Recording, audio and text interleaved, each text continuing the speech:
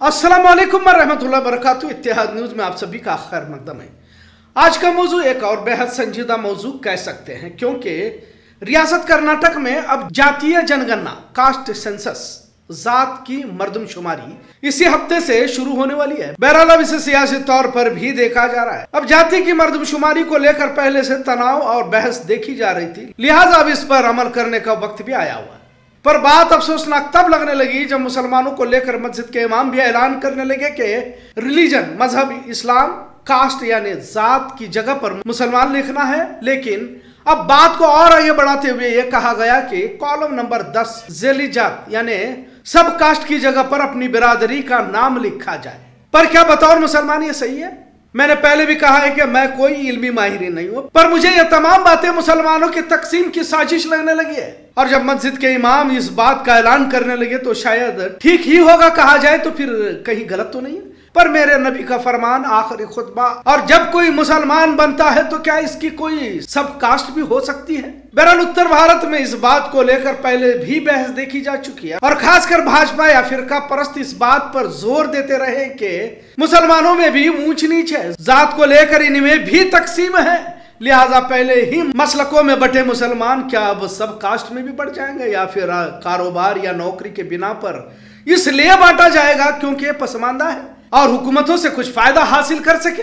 अब क्या मुसलमानों की जिंदगियां स्कीम योजनाओं के तहत ही फलेंगी फूलेंगी आबाद होंगी? फिर ईमान से मुराद क्या हुआ? और क्या जिन्हें ऊंची जात और नीची जात के ताल्लुक से बताया जा रहा है, क्या ऊंची जात वाला गरीब नहीं है? अगर सैयद शेख मुगल पठान है तो सड़कों पर वो सब्जी नहीं बेच रहा, रिक्शा नहीं चला रहा। आप खड़े बाजार ही का जायजा लीजिए या फिर सब्जी मंडी में ही देख लीजिए, आपको हर कोई मिलेगा। पर क्या सब कास्ट के कॉलम को खाली रखेंगे तो क्या आपको नौकरी मिलने वाली है या नहीं दी जाएगी? निचली जातियों की फहरिस्त में अंसारी, कुरैश, सैगी, जुलाहा, फिर नदाब, बागवान और भी दिगर जातियों का तस्करा किया जा रहा है। और अगर रिजर्वेशन की ही बिना पर सब कुछ मिलने वाला है तो इससे पहले क्या दिया गया? मुसलमानों को रिजर्वेशन अब तक वापस मिला है क्या? तो फिर अल्लाह रब्बुल इज्जत के पास क्या मांगना है, क्योंकि यहीं पर सब कुछ मिल रहा है। क्योंकि रिस्क, जिंदगी, मौत का मालिक तो अल्लाह है। भारत में इस्लाम आया तो यहाँ जातियों के आधार पर इंसानों की तकसीम की जाती थी। किसी को निचली जात का कहकर उसे गांव से बाहर निकाला जाता था। इस्लाम ने सभी को एक समान खड़ा किया, एक ही सफ में खड़े हो गए महमूद और अयाज, ना कोई बंदा रहा ना कोई बंदा नवाज। लिहाजा भारत में इस्लाम फैलता गया और जो लोग दबे कुचले तबके से थे उन्हें इस्लाम ने हक दिया, बराबरी में खड़ा किया, एक ही बर्तन में लेकर उन्हें खाना खाया।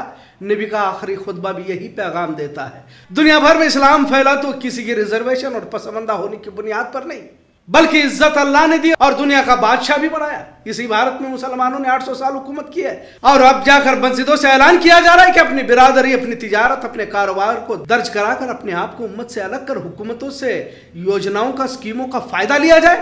हो सकता है कि मैं गलत हूं, मेरी जो छोटी समझ में आ रही है वो आपके सामने रखने की कोशिश कर रहा हूं। लेकिन जब इस्लाम और मुसलमानों की बुनियाद को देखता हूं तो जो भी ऐलान किए जा रहे हैं उम्मत को तोड़ने की एक और साजिश ही लग रही है। यकीनन मुसलमानों में ईमानी रमक नहीं रही। आजकल जिसके पास रुपया, इख्तिदार है, उन्हीं के पीछे हर कोई लगा हुआ है। फिर क्या सैयद, क्या मुगल, क्या पठान, क्या शेख, फिर क्यों ना हम मस्जिदों को भी अलग ही कर ले। अब जब हमने अपने आप को व्यापारी, नदाब, बागबान, मुल्ला को अलग अलग लिखने को कह ही रहे हैं तो फिर अलग अलग ही क्यों ना क्यों? वैसे भी तो हमें मसलकों की बुनियाद पर हमने अपने आप को अलग कर ही लिया है। क्या वाकई इस तरह अपने आप को अलग करने से हुकूमतों की स्कीमों का फायदा उठा पाएंगे? मुसलमानों को तो उनका हक ही दिया जाए तो बहुत काफी है। हमारी तहफ्फुज का मामला है। आखिर इसके पीछे की रणनीति समझने से बाहर है। खुद वज़ीर आज़म मोदी ने कहा था कि भाजपा को वोट मुसलमानों का पिछड़ा तबका देता है और इन्हें रिजर्वेशन दिया जाएगा। अब तो जो लोग भाजपा के बुनियादी लीडर थे जैसे शाहनवाज हुसैन और मुख्तार अब्बास नकवी, इन्हें तक बाहर का रास्ता दिखाया गया है। भाजपा तो खैर मुस्लिम मुखालिफ है ही। कांग्रेस ने भी मुसलमानों से किनारा करना शुरू किया हुआ है। कितने कांग्रेस के गैर मुस्लिम लीडर ईद के मौके पर मुबारकबाद देते हैं। ये तो उनके अंधभक्त रहते हैं जो उनकी तस्वीर के साथ अपनी तस्वीर लगाकर मुबारकबाद के पोस्टर लगाए हुए होते हैं। और मजीद ताज्जुब की बात, जब भाजपा पसमंदा मुसलमानों पर बोलने लगे तो शक और भी गहरा हो जाता है। कास्ट सेंसस ठीक है क्योंकि भारत में अक्सरियत हिंदू है, 80% तो वही लोग हैं और जात की जड़ें गहराई तक पहुंची हुई है। और जात के आधार पर बड़े पैमाने पर तकसीम भी है। दलितों की तादाद काफी है। अब मुसलमानों के खिलाफ दलितों को भी हिंदू बनाया जा रहा है। उसी तरह जैन हो या सिख हो अपने आप को हिंदू नहीं समझते। लिंगायत भी अपने आप को हिंदू कहलवाना नहीं चाहते। चमार, भंगी, मेहतर, यादव, कुर्मी, जाट, गुर्जर, माली, तेली, काछी, लोहार, नाई, कुमार, ऐसा कुल 2600 जातियां हैं और ये हिंदुओं की अपनी पुरानी तहजीब की बुनियाद पर है। लेकिन इस्लाम में इस तरह कोई तकसीम नहीं है। और अब नई तकसीम यह कह कर देना कि पिछड़ी जातियों को इंसाफ दिलाने के लिए यह सेंसस किया जा रहा है, कहां तक दुरुस्त है? या मुसलमानों की पिछड़ी जातियों को इंसाफ दिलाया जाएगा? इस्लाम में ज़कात है जिससे अमीर गरीब की दूरियों को मिटाता है। अमीर गरीब के तवाज़न बैलेंस को इसी ज़कात के सिस्टम से किया जाता है। यह अलग बात है कि मौजूदा दौर का मुसलमान अमल नहीं कर रहा और न ही मजहबी रहनुमा सही राह पर अमल करने की हिदायत दे रहे। इस तरह की तस्वीर तो नजर नहीं आती। बजाय ऐसे वक्त में जब दौर फितन का हम हिस्सा है, जमीन बहुत जल्द लपेटे जाने वाली है, नबी के तकरीबन पेशिंगोइयां मुकम्मल हो चुकी हैं, ऐसे वक्त में हम अपने ईमान का तज्जिया करें, जायजा ले।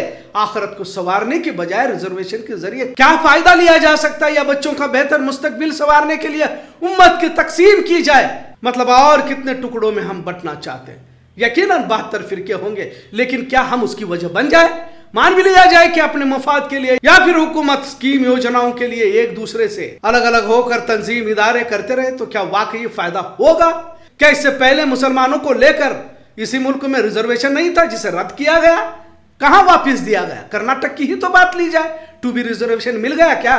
बेलगाम जैसे शहर में ही हमने देखा कि व्यापारियों की जमात अलग, बागवानों की जमात अलग, नदाब पिंजर कमेटी की अलग। मतलब एक उम्मत का कोई तस्वुर नजर नहीं आ रहा। और मजीद इसमें बरेली देवबंदी की दरार भी आज भी खत्म नहीं हुई है। आज भी कई जगह पर यह बार बार उभर कर आता है अख्तलाफ। आखिर हम कहां जाने वाले?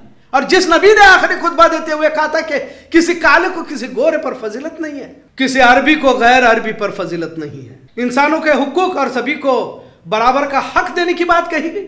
सवाल यही उठता है कि आखिर हम एक उम्मत क्यों बनना नहीं चाहते?